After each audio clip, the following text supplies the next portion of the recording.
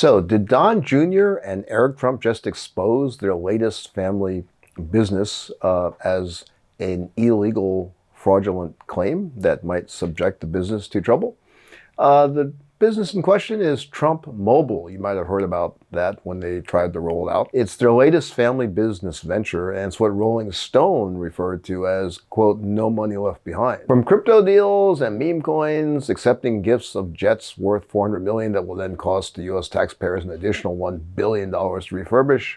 That's the gold jet from Qatar. There is pretty much a joke that has been made out of the emoluments clause, which prohibits profiting off the presidency, accepting gifts from foreign rulers, by the Trump presidency. Both times, really. The mainstream media complains about it and does cover the different violations of it and the sort of, there's a famous book from back the 70s, I think it was The Selling of the Presidency. It's really about the campaigns during the Nixon era, but this is really the selling of the presidency, including cars on the front lawn, right? But this little piece that the Washington Post did kind of talks about the Watergate era reforms that tried to be put into place because they felt Nixon had been really skirting the ethical lines. We'll put up the headline for you here. But at the same time, they really talk about how helpless Congress is now. It's no longer able to do anything about this. So it kind of like just says that things have gotten worse since Watergate and they didn't think that it would. But let's get into that a little bit. Let's break it down, because when you drill down past just that historical perspective, there's always going to be room to make inroads about what a government administration like the Trump one, which is so reckless, really so compromised in terms of its ethics, there's always going to be room to find a way to attack it, to criticize it. So let's get into that. But first, make sure you hit that subscribe button so that you make us the biggest and the best legal analysis channel, and also politics and legal ethics, they go together. So please subscribe. Now, first, Don Jr. claims that their wireless phone is going to, quote, change the game. It's going to put America first. And Eric Trump says that it's going to revolutionize cell phones here, that he told Fox Business it's going to change everything. It's not going to change anything about wireless service. But what Trump has supposedly done is to make it much easier for three major carriers to monopolize the market by gutting the Federal Trade Commission's antitrust enforcement. That's what really Trump is doing to the wireless market. There is nothing about this new service they're offering that's going to affect that at all. Really, it was Trump's first term that DOJ approved the T-Mobile Sprint merger, which effectively made our wireless choices today limited to three carriers. Something which, as MSNBC has reported, that certainly didn't help consumers in the least bit. It made things much worse for consumers, as they're reporting here. We'll put up the link. Besides the three major carriers, most American cell phones are made only by two companies, right? Apple and Samsung. You've got the Apple versus Android choice. So this ridiculously concentrated market was further consolidated down to only three of the large carriers under Trump 1. So if you think that there is any possibility that the Trump government does anything that's helpful to consumers, you got another thing coming. And certainly in this instance, everything they've done has always resulted in higher prices for consumers rather than helping any, particularly in the wireless category. Now, it's not going to be anything different here with just the fact that they're calling it Trump Wireless, and importantly, that they claim that it is, quote, built in the USA for a couple of reasons. First, on a factual check basis, which you always want to check anything the Trump government says on a factual basis. Fact check. Analysts say it's really not possible to build a wireless phone today that's really built in the USA. Wall Street Journal covered this issue because they covered a company which is trying to do exactly that, which is the Liberty phone.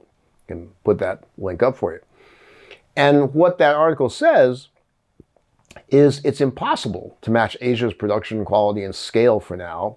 But this company, the Liberty phone, not the Trump phone, offers a unique look at the realities of domestic manufacturing, right? That's the Trump big thing. We're bringing manufacturing back to America. On this very small scale, let's just look at how impossible that claim really is factually. Break down the Liberty phone. Its motherboard is built in-house. The chip comes from Texas, American made. And the assembly is done at a company, Purism's facility in Carlsbad, California. But not all of its parts are U.S. made. Other components come from China and other Asian countries. And one of the things that the founder says is, I've been working on this for 10 years, and we've done everything we possibly can to build from U.S. manufacturing, but there's some parts that just don't have a supply chain.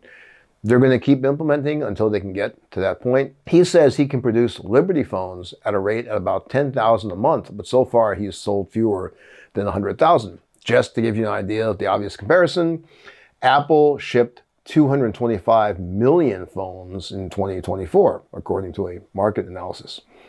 Liberty phone also does not run on the Android or the Apple system. Its processor is produced by a Dutch semiconductor firm in Austin, Texas. It's really designed for cars, not smartphones, so it has to run on its own kind of operating system right now, which of course makes it even harder for it to have mass market appeal. I'll show you this attachment here. The screen and the battery come from China. The rear-facing camera comes from South Korea. The founder of this company says a fully U.S.-made phone is simply limited by the lack of domestic infrastructure. There are no companies mass-producing smartphone screens in the U.S.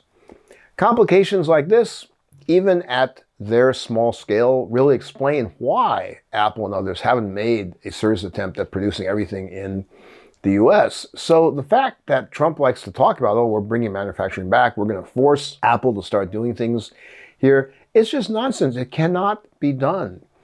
It would take, we always hear this, right? It would take years to build any manufacturing plants. It would take years to simply have that technology here, not to mention scaling it up. And frankly, none of that's happening right now. So he's imposing tariffs right and left. Nothing's happening. There is not a bunch of plants being built here, even in this very small area of can you build a cell phone completely with U.S. parts. It's not being done.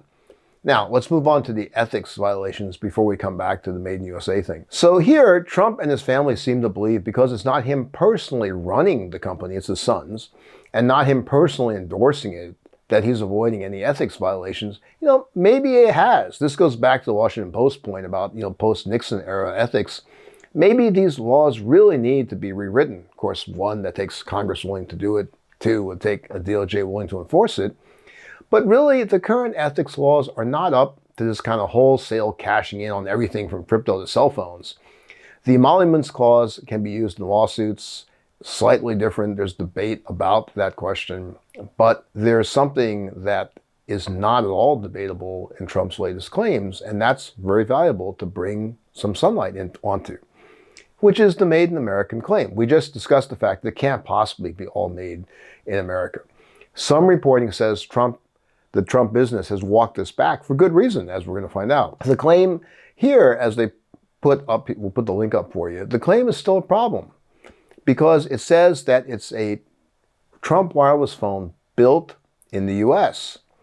That whole concept of built in the U.S., made in the U.S., a little stamp, is a highly regulated term. You can't just throw it around. And the Federal Trade Commission, FTC, can pursue penalties for it. Give you some information about that. The commission can obtain penalties against a company, put it up for you, that acted unfairly or deceptively. And one of those things they can do is to seek civil penalties if it proves that the company knew the conduct was unfair or deceptive, and if the FTC had already issued a written decision, such as the conduct is unfair or deceptive. To trigger it, the commission can send companies a notice of penalty offenses. And that's going to list for the company, what is it that you're doing wrong here. So will the FTC look into this? You would think they would, because it's a really big deal to falsely claim this U.S. manufactured product. But the chair is a holdover from Biden. Trump hasn't replaced him because this holdover, perhaps for his survival, he wants to keep his job, tends to express support for Trump. But here's the link for reporting fraud to the FTC, and might not be a bad idea if citizens began to report this kind of thing, because there's a real question as to whether the current advertising for Trump Wireless is still in violation of that. And maybe it's not. Maybe it's okay. Maybe it's they have the right percentage of U.S. parts they plan to do, but it's something that the government, something that the FTC should look into. And we will try to keep an eye on that for you. All right, talk to you soon. Thanks again for all the replies. Try to get back to you whenever I can. Thanks. I'm Michael Popok, and I got some big news for our audience. Most of you know me as the co-founder of Midas Touch's Legal AF and the Legal AF YouTube channel, or as a 35-year national trial lawyer. Now, building on what we started together on Legal AF, I've launched a new law firm, the Popok Firm, dedicated to obtaining justice through compassionate and zealous legal representation. At the Popok Firm, we are focused on obtaining justice for those who have been injured or damaged by a life-altering event, by securing the highest dollar recoveries. I've been tirelessly fighting for justice for the last 35 years, so my own law firm organically building on my Legal AF work just feels right. And I've handpicked a team of top-tier trial fighters and settlement experts throughout all 50 states known as big auto injury attorneys who have the know-how to beat heartless insurance companies, corporations, government entities, and their attorneys. Big Auto's attorneys working with my firm are rock stars in their respective states and collectively responsible for billions of dollars in recoveries. So if you or a loved one have been on the wrong side of a catastrophic auto, motor vehicle, rideshare, or truck accident, suffered a personal injury, or been the victim of medical malpractice, employment harassment or discrimination, or suffered a violation of your civil and constitutional rights, then contact the Popok Firm today at 1-877-POPOK-AF or by visiting my website at www.thepopokfirm.com and fill out a free case evaluation form. And if we determine that you have a case and you sign with us, we don't get paid unless you do. The Popok Firm, fighting for your justice every step of the way.